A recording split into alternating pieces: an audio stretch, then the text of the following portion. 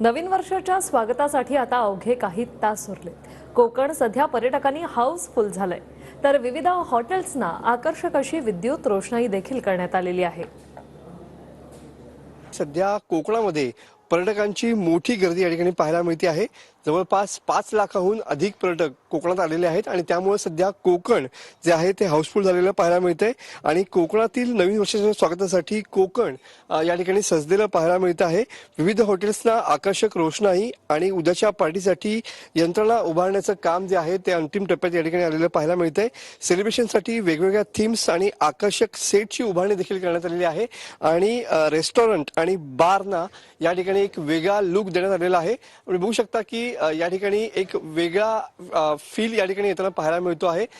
कोकणातलं हॉटेल्स आणि रेस्टॉरंट जे आहेत ते या ठिकाणी सज्ज झालेले पाहायला मिळत आहेत। अवघे काही तास शिल्लक आहेत आणि सेलिब्रेशनचा मूड सध्या कोकणवासियांमध्ये आणि कोकणातल्या आलेल्या पर्यटकांमध्ये या ठिकाणी पाहायला मिळतोय।